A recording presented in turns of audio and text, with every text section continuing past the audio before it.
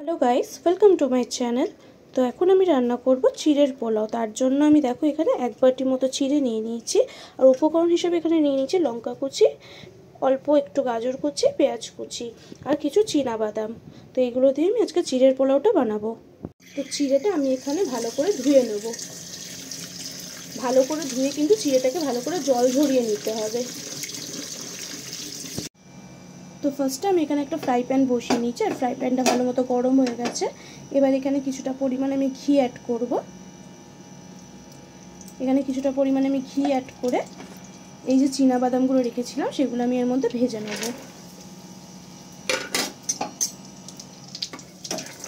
চীনা বাদামগুলো ভালো করে ভেজে নেব।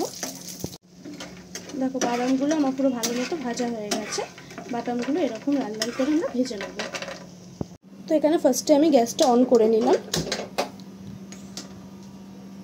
এখানে একটা কড়াই বসিয়ে দিয়েছি আমি চিড়ের পোলাওটা বানানোর জন্য।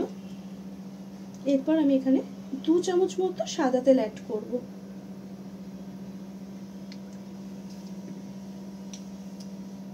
দেখেছো আমি এখানে একটুখানি তেল অ্যাড করে নিয়েছি। তেলটা গরম হয়ে গেছে। এবার আমি এখানে ফোড়ন হিসেবে দিয়ে দেবো একটা শুকনো কাঁচা লঙ্কা, কিছুটা পরিমাণ সাদা জিরে, অল্প একটু কালো সর্ষে।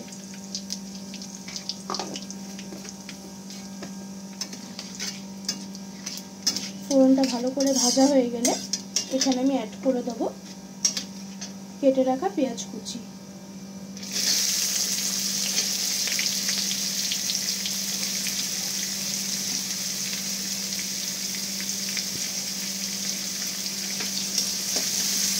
পেঁয়াজটাকে ভালো করে আমাদের ভেজে নিতে হবে। খুব লাল হবে না, অল্প একটু বাদামি রঙের আমাদের একটু ভেজে নিতে হবে।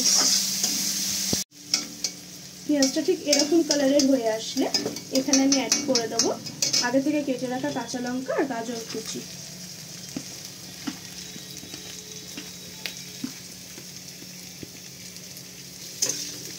সবকিছু একসাথে আমি মিক্স করে নেবো।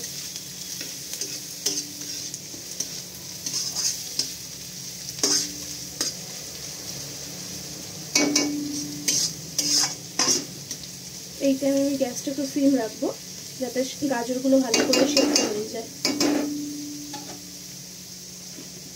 তারপর এখানে আমি অ্যাড করব স্বাদ মতো নুন।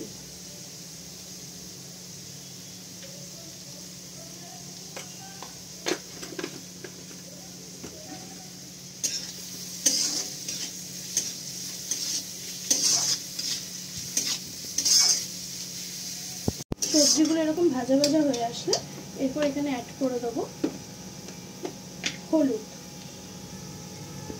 এখানে আমি 1 চা চামচ মতো হলুদ ব্যবহার করলাম।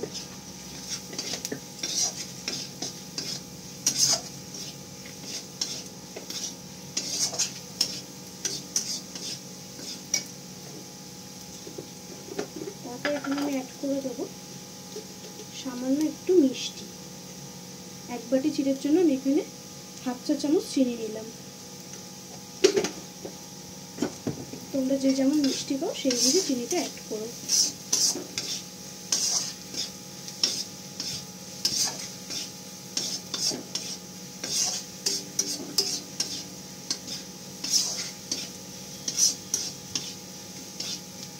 তারপর এখানে অ্যাড করে দেবো জল ঝরিয়ে রাখা চিড়ে।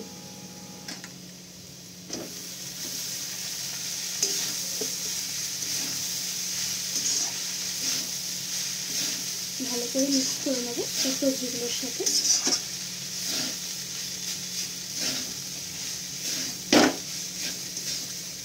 তারপর এখানে অ্যাড করবো ভেজে রেখেছিলাম যে আগে থেকে চীনা বাদামটা, সেটা এখানে আমি অ্যাড করে দিলাম।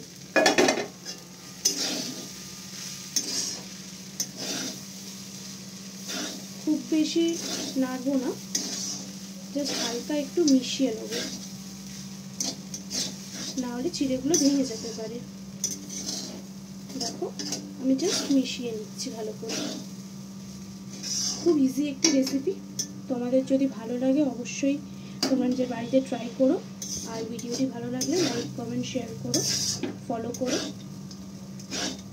আর এটা কিন্তু খুব সহজেই আমরা সকালের ব্রেকফাস্টে কিংবা সন্ধ্যের টিফিনে বানিয়ে নিতে পারি। তো দেখো আমাদের চিড়ের পোলাও কিন্তু একদম রেডি। তো তোমরা আমাকে কমেন্টে জানিও চিড়ের পোলাও তোমাদের কেমন লেগেছে। তো টাটা।